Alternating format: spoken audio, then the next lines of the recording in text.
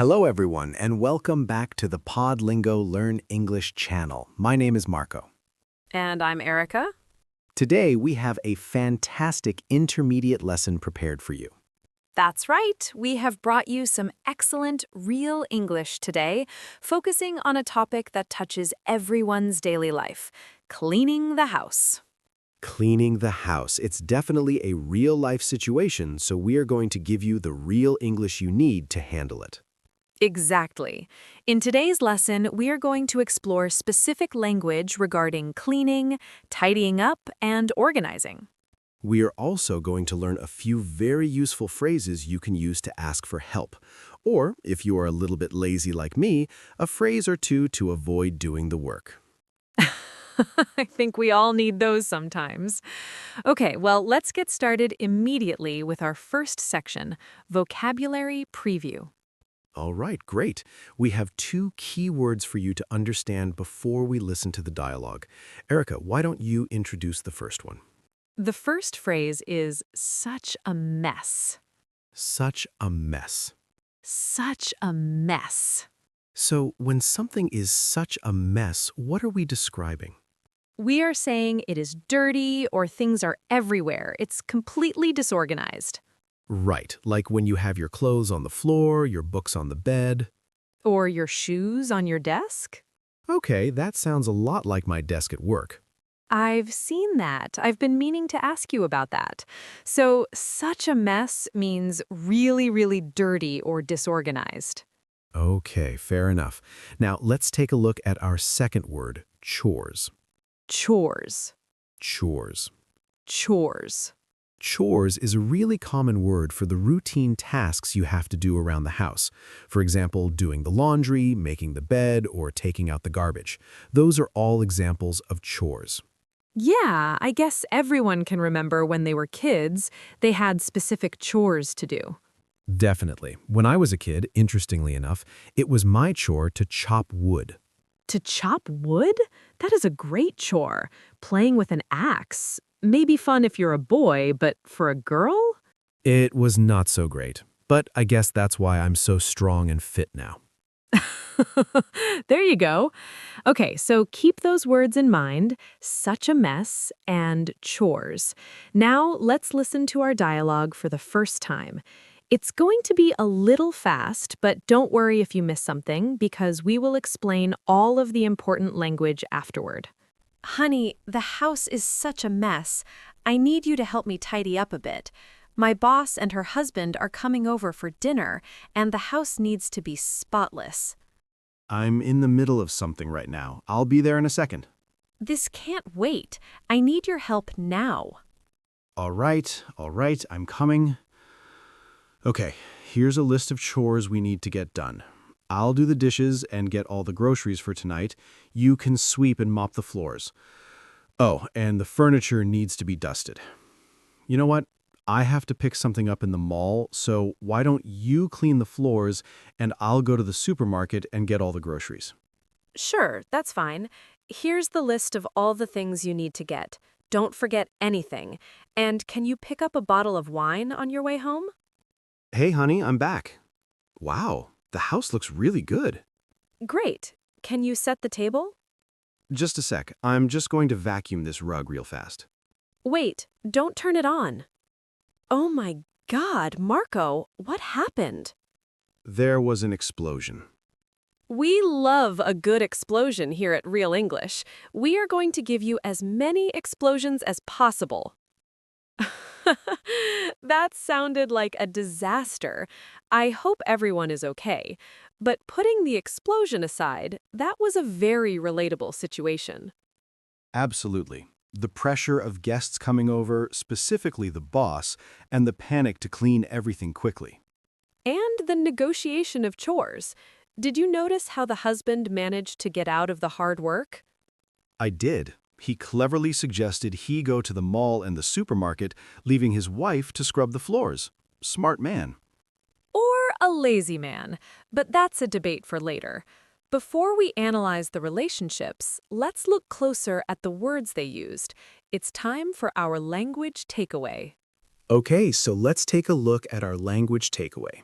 Language takeaway is the part of our lesson where we teach you what we think are some really important words found in the dialogue. Exactly, and we have 3 really important words in our dialogue today. So Erica, let's start with the first one. The first word is tidy up. Tidy up. Tidy up. So to tidy up means to put things in their correct spot, right? Right. It's not necessarily deep cleaning with soap and water. It's more about organizing, like put the shoes on the floor, put the books on the shelf. Or take those shoes off my desk. Exactly. Tidy up means organize things a little bit so it looks neat. Okay, let's take a look at our second word now. Spotless. Spotless. Spotless. So when you want something to be spotless, you want it to be really, really clean. Extremely clean, not a single spot of dirt on it. Like my desk? Your desk is definitely not spotless, but a hospital operating room, that should be spotless. Good point. All right, great word. Now let's take a look at our last word for language takeaway. Mall. Mall. M-A-L-L. Mall. It's a bit of a strange-sounding word if you think about it, but it basically means a large, covered building with many shops inside. Right, many different stores inside one big building. Now, in British English, you might hear something different. Yeah, in British English, you would likely say shopping center. I think that's a little bit more common there. But in American English, we almost always say mall. Great. So now it is time in our show to look at putting it together.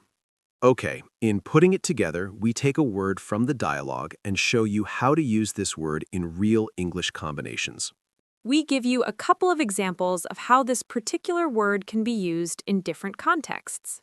The word that we have for today is groceries. Groceries. Groceries.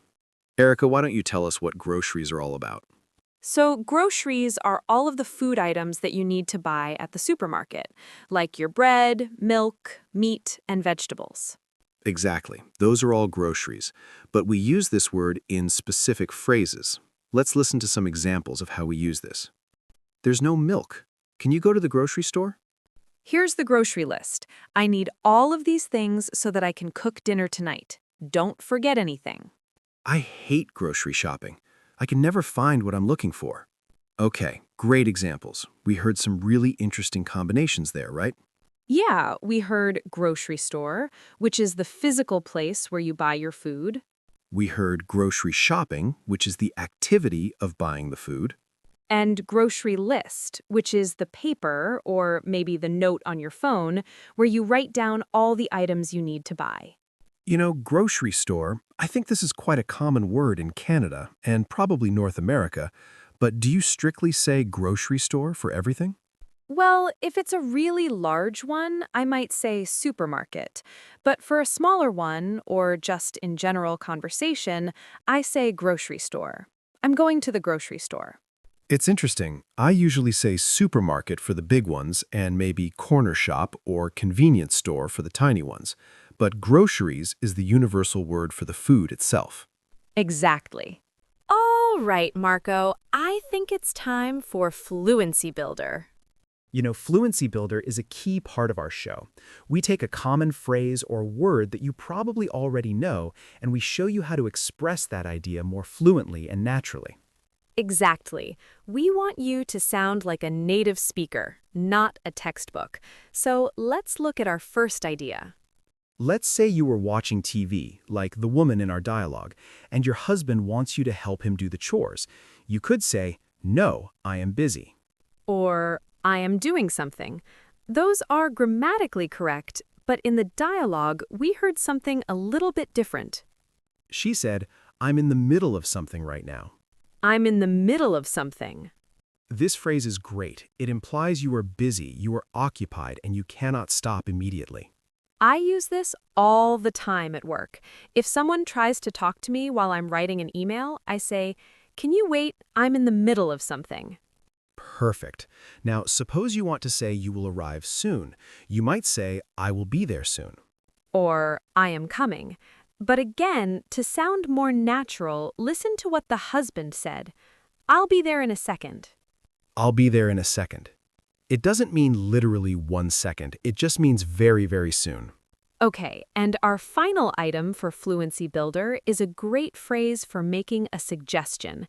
Instead of saying, "Clean the floors, please," which sounds a bit bossy, Or can you clean the floors?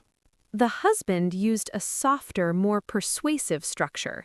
He said, "Why don't you clean the floors and I'll go to the supermarket?" Why don't you? It's a polite way of giving a command disguised as a suggestion. Smart guy. Why don't you do the hard work and I'll go drive the car? Very smart. Okay, now that we've broken down the slang and the flow, let's listen to the dialogue one more time at normal speed. Okay, we are back. You know, Erica, I wanted to touch on something we heard at the end, that explosion.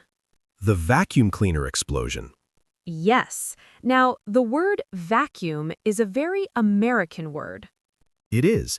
In the US and Canada, we say vacuum the rug or use the vacuum cleaner. But in the UK, what do they say? They often say Hoover. I'm going to Hoover the rug.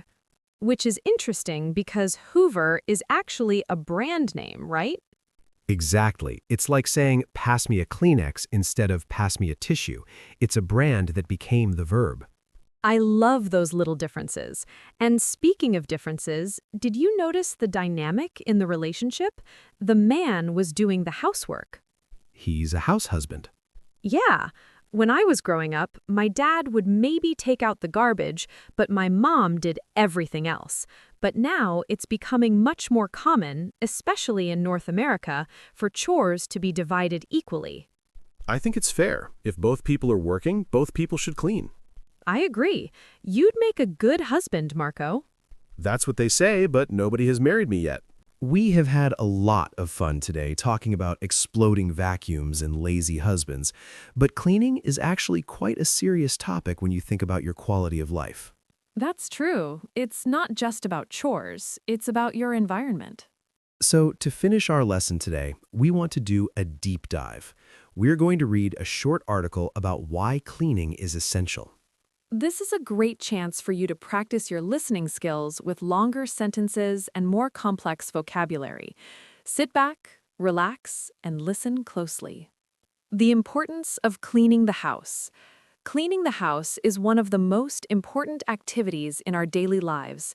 A clean house is not just about appearance, it is about health, happiness, and comfort. When you clean your house, you create a safe and pleasant environment for yourself and your family. Let's think deeply about why cleaning is essential. Point number 1, health benefits. A clean house helps you stay healthy. Dust, dirt, and germs can cause allergies, asthma, and other illnesses. When you clean regularly, you remove harmful bacteria and viruses from your home. Sweeping, mopping, and wiping surfaces reduce the chances of getting sick. Point number 2, mental well-being. A clean house makes you feel calm and happy. When your home is messy, you may feel stressed or anxious. A tidy space helps you think clearly and relax. It gives you a sense of control and peace. Point number 3, better organization. When you clean your house, you organize your belongings. This makes it easier to find things when you need them. You save time and avoid frustration by keeping everything in its proper place. Point number 4, respect and hospitality. A clean house shows respect for yourself and others.